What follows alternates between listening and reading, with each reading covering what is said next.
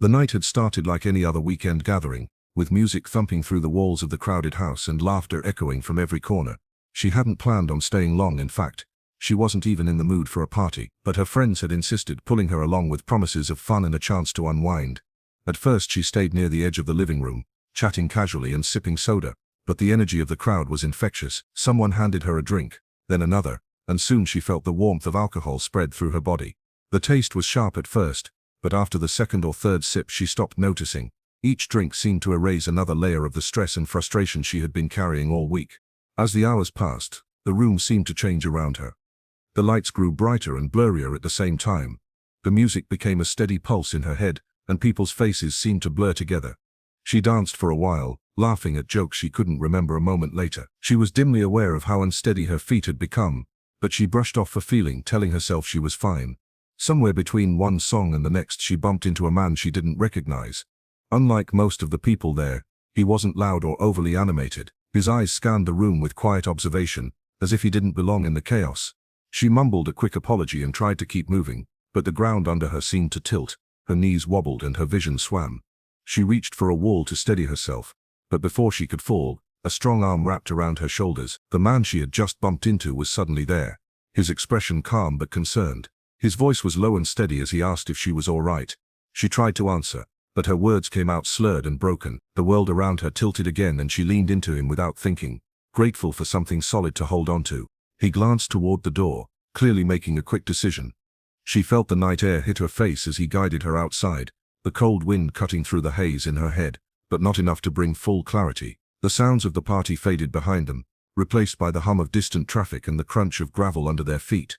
She wasn't sure where they were going or why she trusted him, but there was something in the way he moved, confident but careful, that told her she was safe. She caught fragments of his words as he explained they were leaving the party because she didn't look well.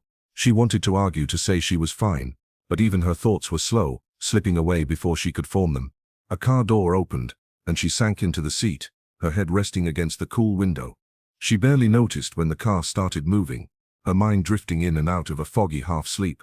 The streetlights blurred past, their glow mixing with the darkness in a strange dreamlike rhythm. At some point the car stopped, and the man's voice was there again, telling her softly to hold on just a little longer. She felt herself being helped out of the car, his arm steady around her as they walked toward a warm, quiet space. The scent of laundry and faint coffee lingered in the air. Her shoes were gently removed and set aside, a blanket pulled over her, and a glass of water placed on the bedside table. Somewhere in the back of her mind she knew that this level of care from a stranger was unusual, almost unbelievable. She wanted to ask his name, to understand why he had helped her, but sleep was stronger than her curiosity. The last thing she remembered before slipping into unconsciousness was the sound of his footsteps moving away, steady and unhurried, as if he had done what he set out to do and expected nothing in return. The first thing she noticed when she opened her eyes was the unfamiliar ceiling above her, painted a soft cream color with a faint crack running along one corner.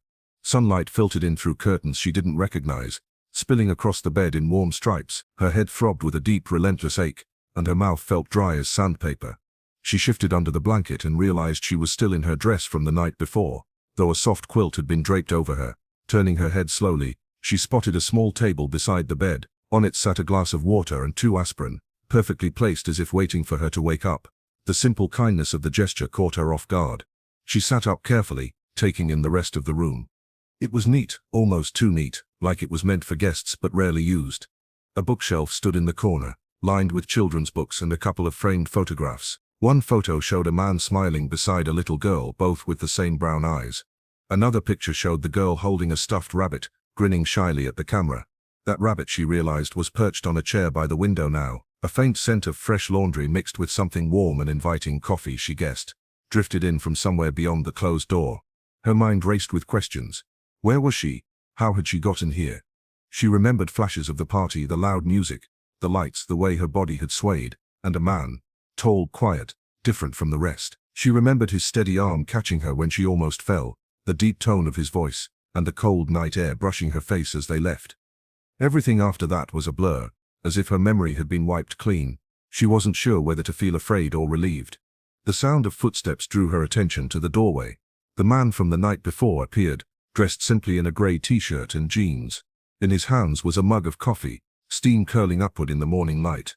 He paused when he saw her awake, then offered a faint smile. "Good morning," he said. his voice calm. "I'm Daniel, you're safe here." His words were deliberate, steady and somehow reassuring. She didn't respond immediately, too busy processing everything.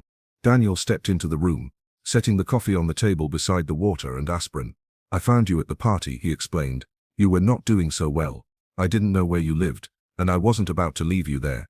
My place was close, so I brought you here." There was no defensiveness in his tone, no expectation in his eyes, just a matter-of-fact honesty that eased some of the tension in her chest. She nodded slowly, murmuring a quiet thank you that felt inadequate. For a moment silence settled between them, broken only by the distant hum of a refrigerator and the faint chirping of birds outside. She noticed he kept a polite distance, standing near the doorway instead of stepping closer. It was as if he wanted to make sure she didn't feel cornered or pressured. That small consideration told her more about him than his words had. Her gaze flicked again to the photographs on the wall, then back to him. "You have a daughter," she said softly, more as an observation than a question. He glanced toward the picture, a subtle smile tugging at the corner of his mouth. "Sophie," he replied. "She's 6. His tone warmed when he said her name, and for the first time she noticed a gentleness in his eyes that wasn't there at the party. She wondered if Sophie was here now, in this house somewhere, still asleep or already awake and playing. The thought of a child nearby made the place feel even safer. Daniel glanced toward the hallway. "There's coffee in the kitchen if you're up to it," he offered. "No rush." He left the room without waiting for an answer, giving her space. She sat there for another moment, still feeling the heaviness of last night in her body, but with a growing awareness that she had been brought to a place where someone had taken care of her without asking for anything in return. The unease that had knotted in her stomach began to loosen, replaced by a reluctant gratitude for the stranger who had stepped in when she needed it most.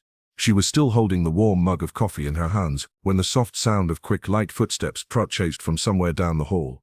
She glanced toward the doorway, curious, and saw a small figure peek around the corner. A little girl no older than 6 stood there in a pink pajama set covered in tiny unicorns.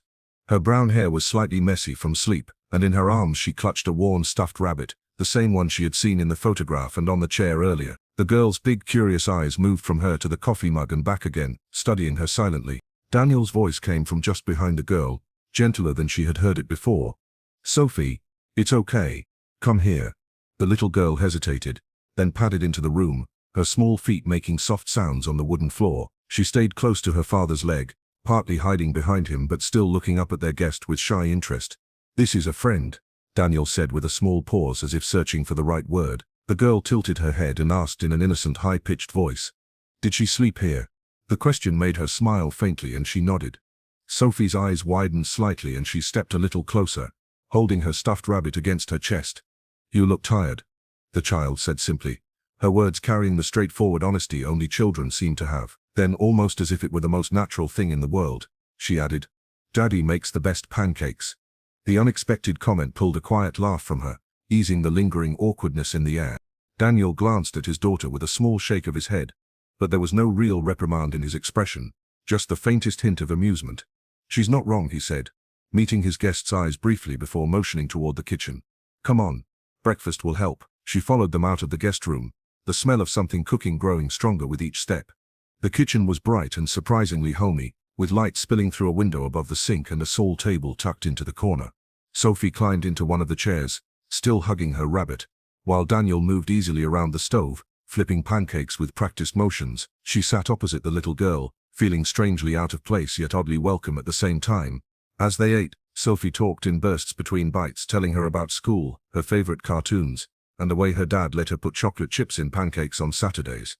Daniel listened patiently, occasionally adding a gentle reminder for Sophie to chew before speaking. It was clear that his entire focus, his entire world, even revolved around the little girl sitting at the table.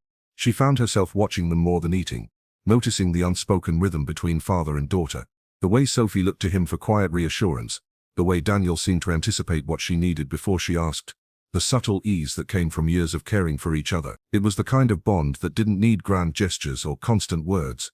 It was simply there, woven into everything they did. By the time the plates were cleared, she felt a little lighter. The ache in her head had dulled, and the tension she'd been carrying since waking up had loosened. She still didn't fully understand why Daniel had gone out of his way to help her, but she knew one thing for certain. This was not a man who acted out of impulse or for personal gain. He was someone who quietly took care of the people around him, whether they were his own child or a stranger who had stumbled into his path on a chaotic night. That realization left a quiet impression she couldn't quite put into words. After breakfast, she stood by the doorway, holding her bag and feeling the weight of words she couldn't quite find.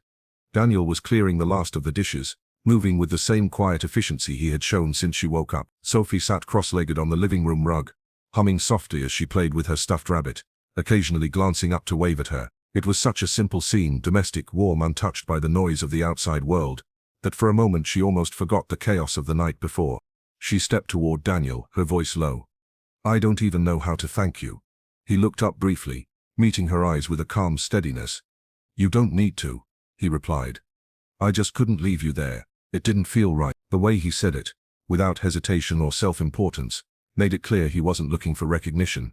He had done what he thought was necessary, nothing more. Still, she couldn't shake the feeling that his kindness had gone far beyond the ordinary. He had taken in a complete stranger, given her a safe place to sleep, and made sure she had water, medicine, and breakfast, all without asking for anything in return. In a world where people often expected something back for even the smallest favor, it was rare to meet someone who acted purely out of decency. Sophie's voice broke her thoughts. "Bye?" the little girl called from the rug, waving with both hands. She smiled, lifting her own hand in return. "Bye, Sophie. Thanks for breakfast." The child giggled, as if she had been part of some important mission. Daniel grabbed his phone and keys, offering to call her a ride. She hesitated, wondering for a brief moment if she should refuse just to prolong this strange, unexpected morning, but she nodded, knowing she couldn't stay. While they waited, the silence between them wasn't awkward. If anything, it was comfortable, filled with the unspoken understanding that last night could have ended very differently if not for him. When the car pulled up outside, she stepped onto the porch. The air was crisp and fresh, the kind that made you breathe a little deeper. She turned to face him one last time. "I owe you," she said quietly. He shook his head, a small smile crossing his face. "Just take care of yourself." There was nothing dramatic in his tone, no expectation of future contact, and yet his words carried a weight that stayed with her.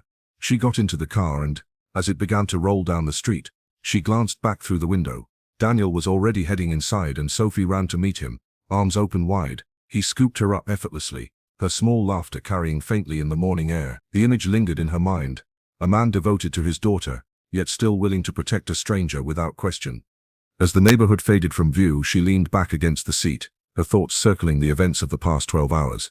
She still didn't know exactly why his kindness had affected her so deeply, but she was certain of one thing: this wasn't the last time she would think about him. Something about the way he had stepped into her story felt like the beginning of a new chapter she hadn't expected to write.